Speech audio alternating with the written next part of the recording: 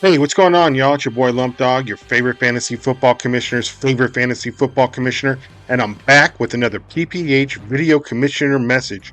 Week number 1, 2023. Let me tell y'all, man, it was a rough, rough off season for the PPH, man. Didn't couple times there. I thought we weren't getting back together. Thought we were on the verge of a collapse, but we were able to pull our shit together and get her done and get another draft in for the 23rd season. Man, we had I don't know how many people quit in the off season. We had Tardo said he was going to quit. We had Dareboy say he was going to quit. We had Britt said he was going to quit. We always say we got Cone who said he was going to quit. I mean, we had even the Foss talking about quitting. Yeah, it was tough, man. We got 5 members.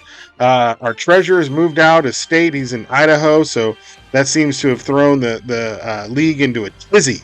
Man, I don't know. It was just difficult, man. And I think it was the way the championship game played out was pretty much a sign of how the offseason was going to go.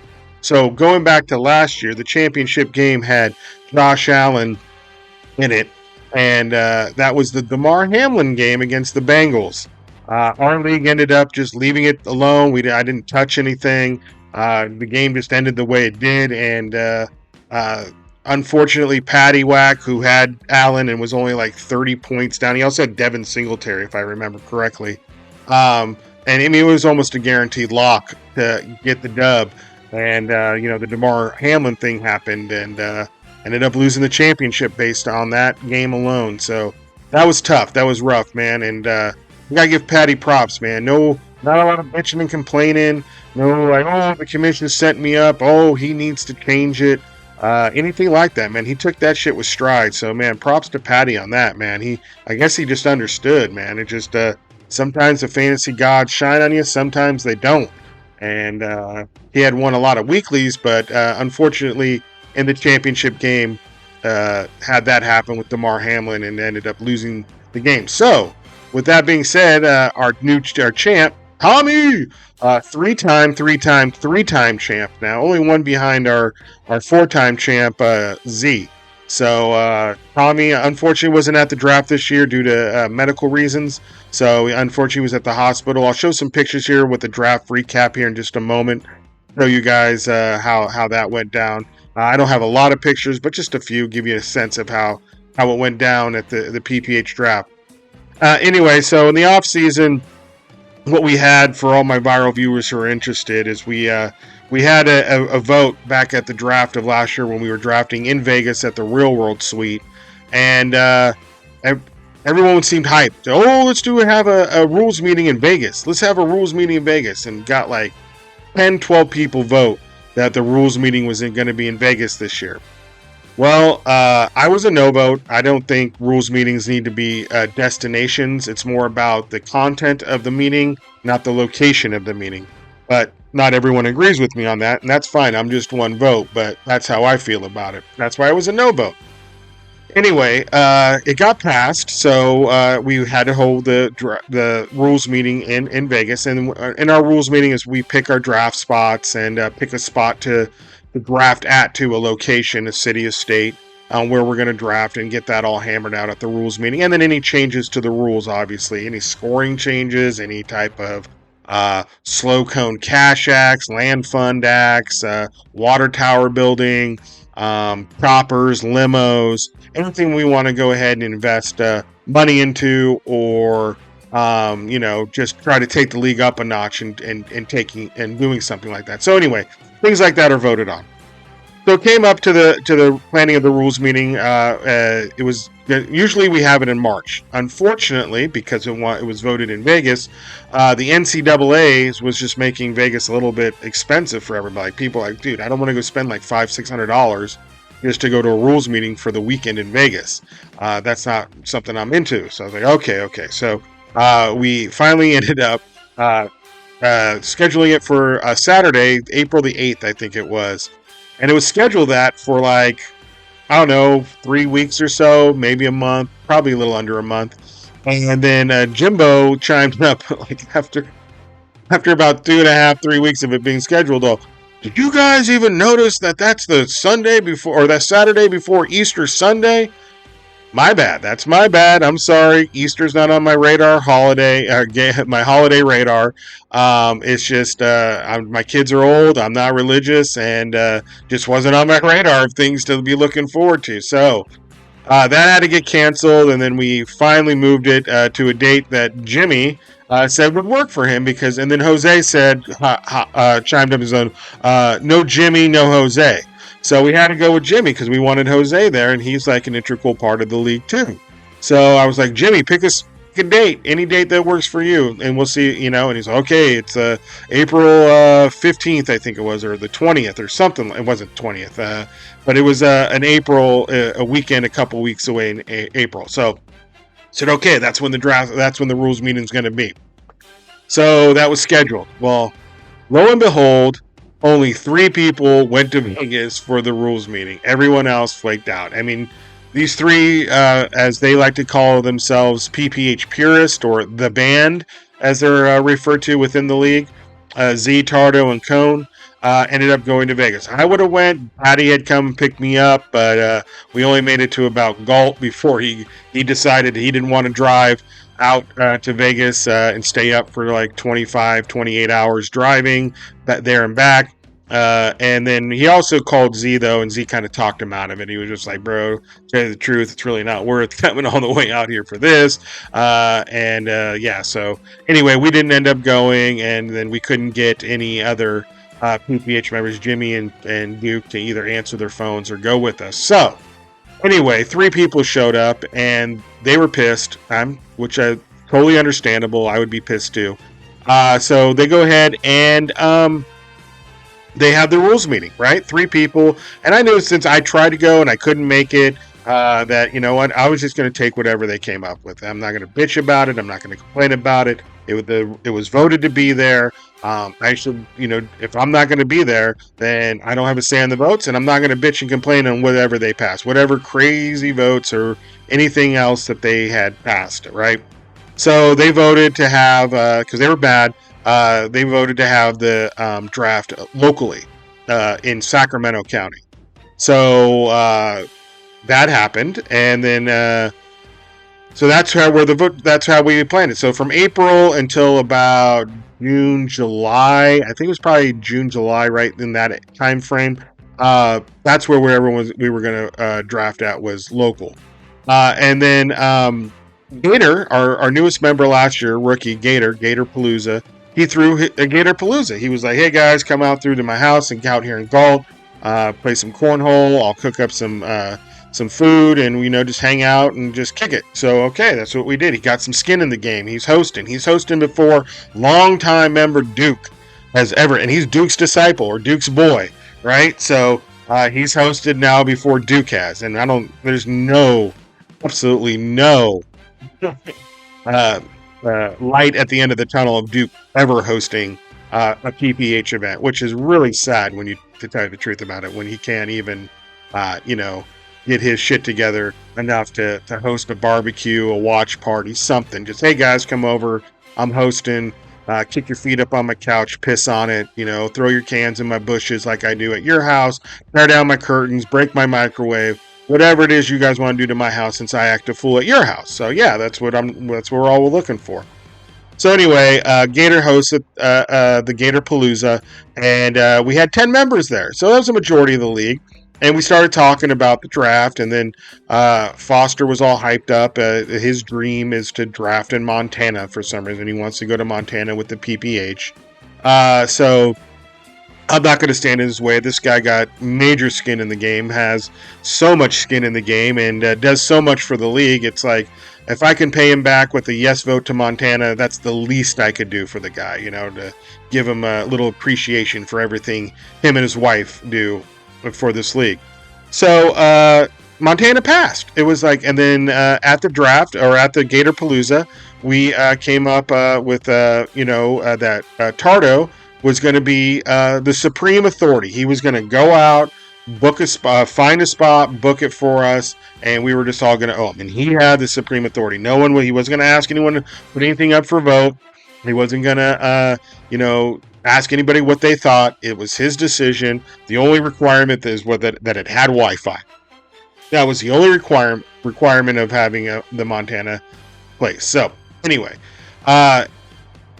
Boss a couple weeks later ends up saying he's out on Montana because he put his resignation in, and so Pardo dropped Supreme Authority. He was like, well, because no one really still wanted to go to Montana, right? For without the Foss, because that was his dream. That's his thing. He wants to do that. And no one was like, yeah, let's do it without him, right? So everyone's like, yeah, I don't want to do that without him. So anyway, after that, Jimbo goes into starts texting people individually, going, hey, can we, I'll get a room in Reno. It's sweet out in Reno, and we'll just do it in Reno.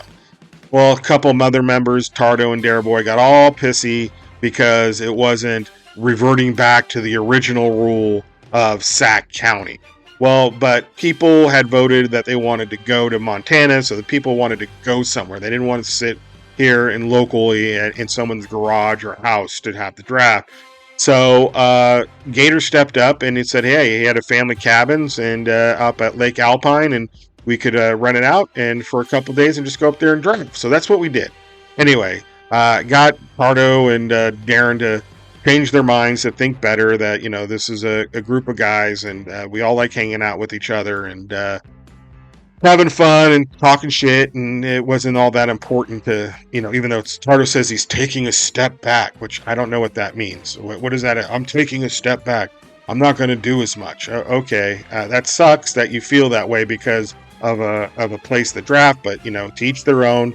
I'm just glad he's back in the league. I don't care if his feelings about how it's run. Well, I care about him, but I'm like, if those are your feelings, I can't change your mind to make you try to understand a different point of view. If that's how you feel, that's how you feel. But as long as you're in the league, we want you in the league, And I even told him, hey, I'll give up on Lake Alpine or Reno, and we'll have it locally as long as you two are in the league. I'd rather have you guys in the league than out of the league and over based off where the draft location is for 1 year.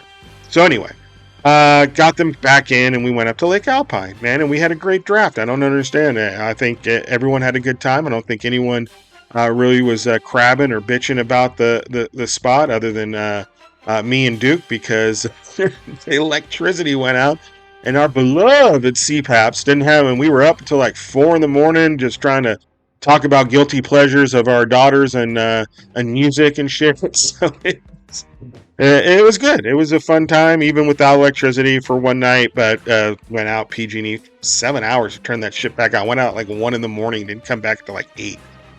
That was rough. That was only a 3-hour night sleep for me. But anyway, I think it was good. I think it was a good draft. I also think that the league is in a better spot now after that draft. I think people feeling a little bit more camaraderie with each other now, other than a few members who didn't show, Paulie. But I think it's good. I think it's just one effed up year. That's pretty much how I look at it. It's one messed up year in 23. And we're going to bounce back next year with a proper rules meeting when we have the majority of the league there. We all understand how important now a rules meeting is, and to have it in a local location. I think everyone understands that now. That, other than a few people who enjoy the road trips, and I enjoy road trips, but I'm saying that enjoy destination locations for a rules meeting. Like most of the majority of the league, I feel, understand now that it's not about the destination of a rules meeting, it's about the participation of a rules meeting and getting the majority of people there so you can hammer things out and get everything done. So next year, I believe in March, we'll have a proper rules meeting here in the Sacramento County region at someone's house or place of business, and we'll hammer things out, and we'll bounce back next year, get a trip, a real destination draft going, and I think everything will be back on track. But I think we're at least headed in the right direction now. All right, so that's just kind of a recap of quick recap of the off season. Going back to the rules meeting, there was another issue with Cone and the co-owner. There was a co-owner trade this offseason too. I almost forgot to mention that to the viral viewers. Big co-owner trade. So Cone has moved on from Britt and traded Britt for Foss, or for Duck, for the Duck Man. So it's Cone and Duck now, and Foss and Britt, and the Juggernauts franchise, which has been in inception since the founding of PPH, is now to the dustbin of history. It is no longer a franchise in the PPH, the Juggernauts. I can't believe it. Cone has overtaken the Juggernauts and pretty much put them in a dirt nap. So anyway, some new co-owners, so that's good, and the vibe there is really good because, as I'm about to show you here, Duck really stepped up. It's really funny how he's kind of first couple years in the league, he was just kind of feeling it out, just kind of getting his ideas. Well, what's this? How's it feeling? Okay, yeah. And then this year, just really stepped it up, went above and beyond. Ended up bringing in an 86-inch TV from Costco out to the Lake Alpine cabin so we could watch the game on it. Like, who's better? Who can do better than that, right? I mean, that's pretty dope. Anyway, before I get back into more about Duck, real quick, I just wanted to explain a certain rule that's now popped its head up here in the last 2 years. It happened last year to Zach, and now it's happened this year in the first week to Darren. And Darren, dude, I don't know how much I can explain this to you, that this is an NFL rule, and there's nothing I can really do about this. This isn't something I score manually. It's an automatic thing that gets scored or doesn't get scored. So what had happened was, in the Titans-Saints game, the Saints had blocked a punt, right? And it was still on TV. Oh, blocked punt. They blocked it. The ball landed behind the line of scrimmage, but then rolled forward and out of bounds for a gain of 1 yard. So it wasn't considered a block by the NFL. It was considered a 1 yard punt. Even though it was blocked, it was touched. I guess you call it a tip, but it was blocked because the ball did land behind the line of scrimmage. So anyway, Darren's bitching and complaining about, oh, you're fucking me out of my points. And if it was your defense, you would get the block punt. And I'm just like, dude, no, it's not that. And he's like showing me all these articles. Look, it says it's been recorded as a block. And CBS, block punt shows him, the Saints blocked this punt, and it's just hard to explain to someone that, yes, technically it's a block. But if the ball goes beyond the line of scrimmage, the NFL doesn't score it as a block. It's scored as a punt for however many yards the ball goes beyond the line of scrimmage. So, I mean, I don't know how much more any other way I can explain that to try that make sense. I mean, if you don't have a football mind, I get why you might not understand it. But if the ball doesn't go beyond the line of scrimmage, the NFL isn't going to say that was blocked. It has to stay behind the line of scrimmage and say it was blocked, because they're attempting to get the ball downfield, right? So normally a punt goes 50, 60 yards. So what if Darren, let me ask you, what if a guy blocked it, got his hand on it, but it only went 15 yards beyond the line of scrimmage, right? It's not going to be a block, right? It's going to be a 15-yard punt. So it's the same thing, So even though the ball landed behind the line of scrimmage, the fact that it rolled forward for a 1 yard gain makes it so it's a 1 yard punt. So I hope you can understand that and take away this shitty attitude that you have, like, oh, F this league, I quit, I should have quit this year, oh, I always have to fight for my points in this league. You don't ever have to fight for your points. Your points are given to you automatically. If there's any problem with that, I'll either explain it to you why that's occurred, or I'll, like I just did with the block punt, or I'll adjust it if it's not, or I'll email CBS and have them adjust it. So I hope you can understand that and chill with that shit. Like, you act like I'm cheating you out of something, like I'm taking something away from you that you're rightfully due, when that isn't the case. This is an automatic scoring thing, and that's the explanation behind it. And if you can't understand it, I don't know what more to tell you. But I want to explain it to everybody so they understand going forward, because, again, this happened last year with Zach, and he didn't understand it either, and I had to explain it to him. But he understands it now, and I hope Darren's the same way now. I hope he understands, okay, I understand this isn't the Commish's fault. This isn't something he's doing to me to screw me out of 3 points, which didn't even have an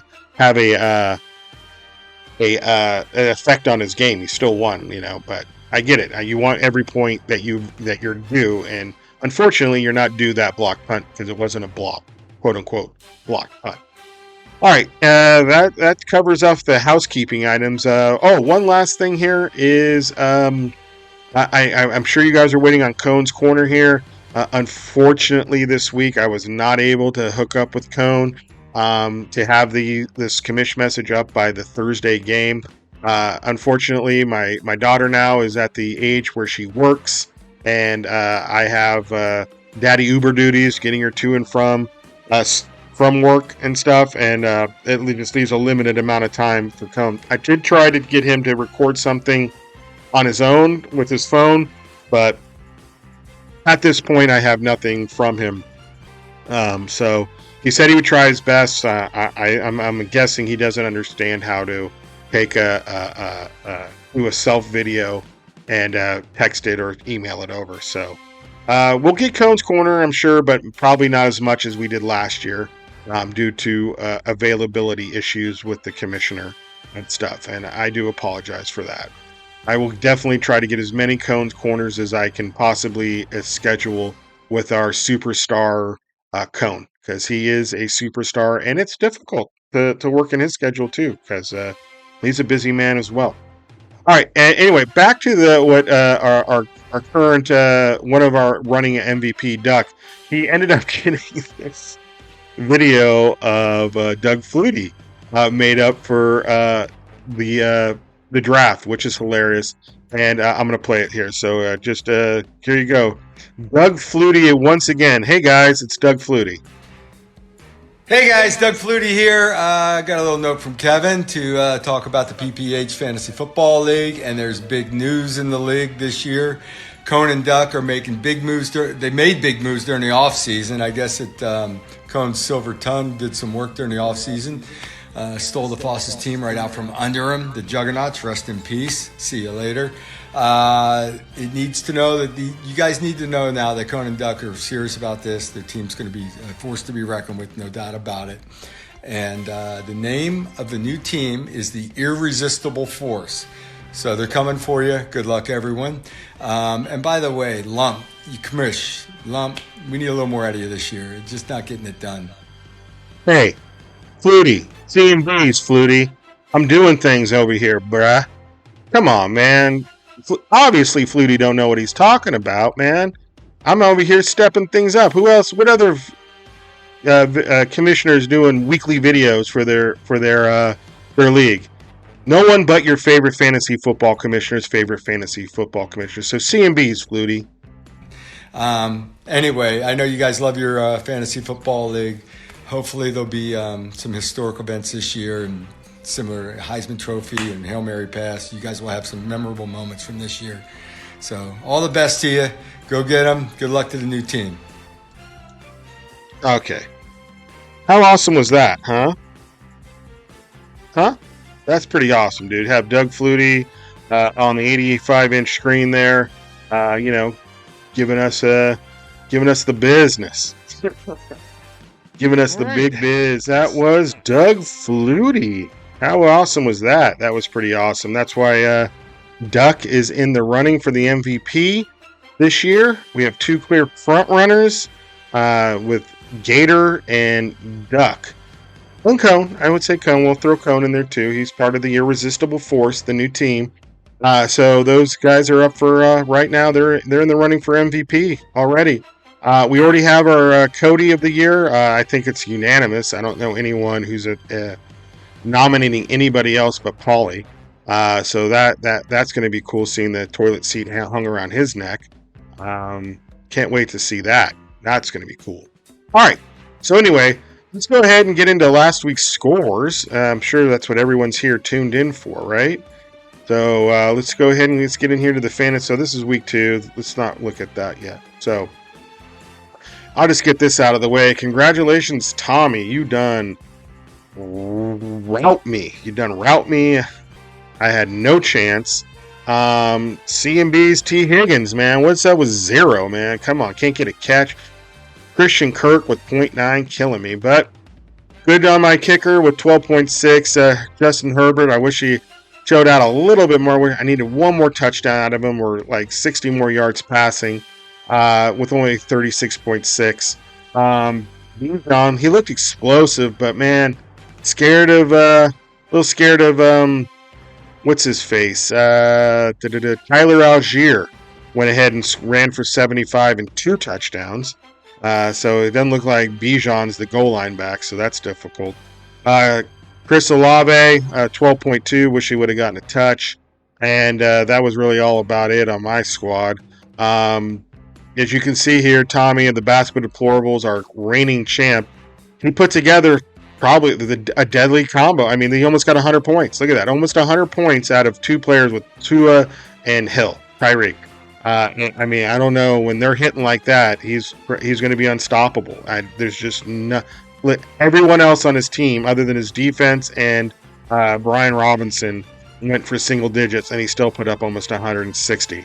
Now, if he had like Cortland Sutton or Higbee or Miles Sanders go Mixon do something, I mean, he's up in the 170, 180, 190 range. So yeah, dude.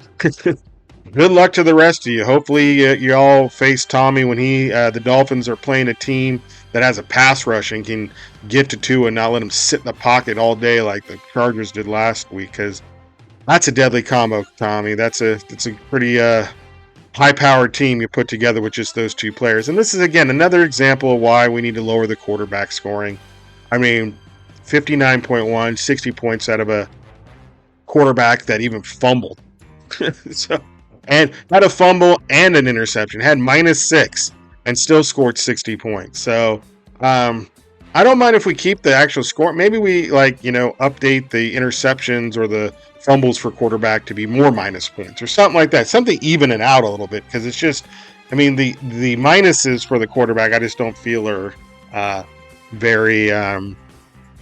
It doesn't hurt the quarterback that much. 30 yards passing, it can be done in one freaking play to make up for that fumble or that interception. So anyway, 36.5 from Tyreek, man, 215 yards receiving, 2 touchdowns, just torched the Chargers. And then, like I said, Brian Robinson. And the Colts D was 16, and they actually got more than I had thought they were. So good shit, Tommy, starting off defending your title the right way, and you're off to 1-0. Man, this is probably the Bagaki game. This is hilarious. Well, not hilarious, but man, how do you still lose when the other guy's quarterback goes out? So, Molly Whoppers takes that opening day loss to the Haters, 90.2 to 79.5. Josh Allen all of a sudden just become Mr. Turnover Machine. Just, hey, I see a blue shirt down there. Let me just bomb it. Oh, look at that. 3 white shirts.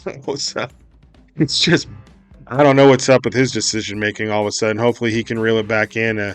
Maybe they go about more to the run game and stuff. Raheem Mostert with 11, 13.1 from St. Brown, and that was it about with the Molly Wops team. Haters, again, lost Rodgers 4 plays in, so got the big goose egg, but still got the dub.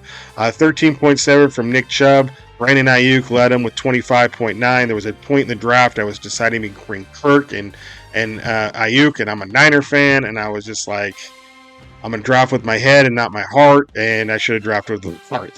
So should have went with Ayuk. And then Tyler Bass went with 13.4. 49ers D was 16, so 90.2 for the Haters, gets the dub. Goes to 1-0. In the next game, the Boogaloo Boys gets a 87.9 victory to 67.4 over Patty's Playboys. Patty's Playboys also hurt by week 1 with Joe Burrow. That guy looks like he needs preseason. Only 8.2 points there, 82 yards passing. 12.6 from Mike Evans, and that's it, man. 12 from the Bengals D.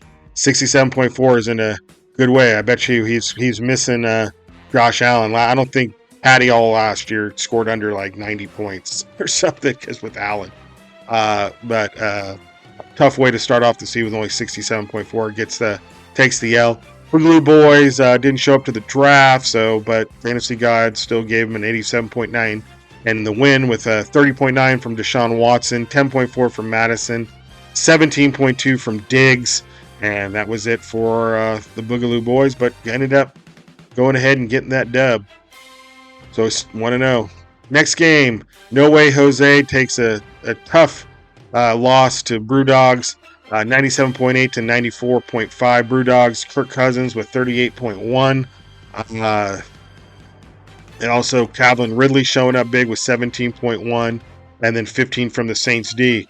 No blocked punt for you. You would have had 18 if it would have stayed behind the line of scrimmage. But because it rolled, 1 yard punt, no block points for you. And it looks like you're running a hospital right now there, Dare Boy. A lot of injuries you got to be dealing with here.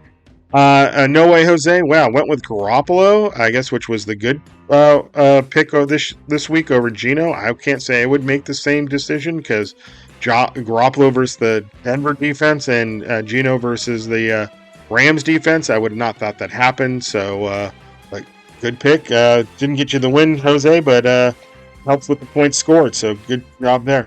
Loses Dobbins. That's tough. Torn Achilles out for the year as well. And then 11.3 from Zerline, and that was it for No Way Jose. Takes the L, and 94.5 and 0-1. Brew Dogs 1-0. All right, in the next game we had the spiced up, taking out 289ers 135.2 to 100.7. I think this is what Tardo means by he's taking a step back. He's just going to go with a default, boring helmet. He's going to make his owner name, to be determined. Maybe that was when he was quitting. He was just messing around or something, wiping out his stuff, and just doesn't care to go set it back up. So, and whatever. If you want to be generic like that, you can be generic. All right, first up on Spiced Up was Jared Goff. Not Jeff Goff. Jared Goff. Got it right. 31.3. Tony Pollard with 20.2. 11.5 from Roshan Johnson. And then who saw that coming? 48 from the Cowboys defense, man. 7 sacks, 2 interceptions, and a fumble, and a touchdown, a blocked field goal for touchdown, and a defensive fumble recovery for a touchdown. So big points there. Unfortunately, in the PPH, we don't have really minus points for a defense other than scoring on them. You score them, you get minus 10, and that's it. Other than that, it's all positive points for defenses, as long as they're getting sacks, interceptions, turnovers, what have you.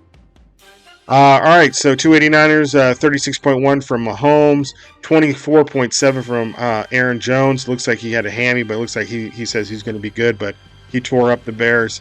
Not a lot going on else other than Kicker the Dicker, Dicker the Kicker with 12, and then 13 from the Ravens D.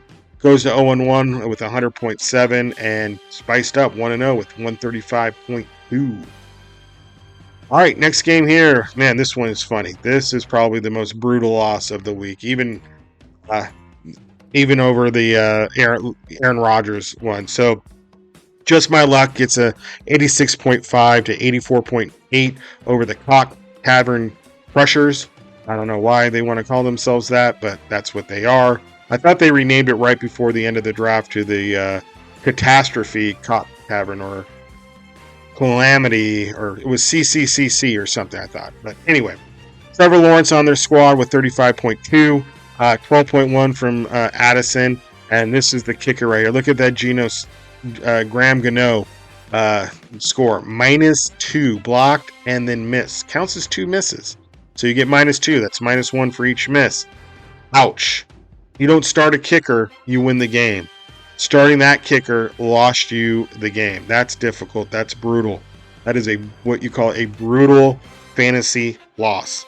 I mean, that's stuff that makes you go crazy. Anyway, Eagles with 16. Just My Luck. Jalen Hurts with 23.7. 16.4 from Travis Etienne. 13.4 from Montgomery. And then 17.7 from Jake Elliott was enough to get that dub with 86.5. Man, low score, man, to get a dub. All right, and the last game here was the irresistible force losing the game. Look at our 2 front-running MVPs went off in week 1, and unfortunately, irresistible force took the L. Gator with 27.5 from Fields, 11.9 from Henry, 23.4 from Eckler, 10.7 from Metcalf, and then 20. Good, respectable 20 from the Packers D. Good draft pick there, Gator. Lamar Jackson's going to have better games, man, but only 14.7. That's got to hurt a little bit.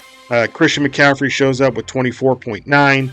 Deontay Smith from the Eagles, 10.7, and then 12 from the Commanders' defense. So they take the L. The Flutie Flake crew, irresistible force, 0-1. Gator at 1-0. All right. There we go.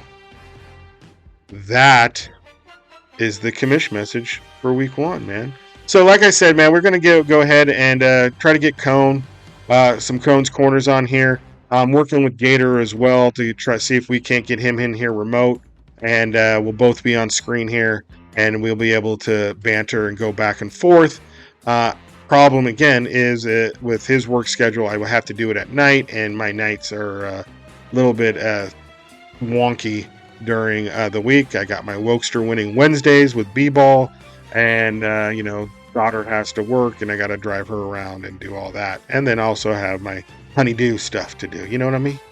We all have our honeydews, our honeydew lists, right? Yes. All right, y'all. So that's commish message week number 1. I will catch you all next week. Lump Dogs out. Peace.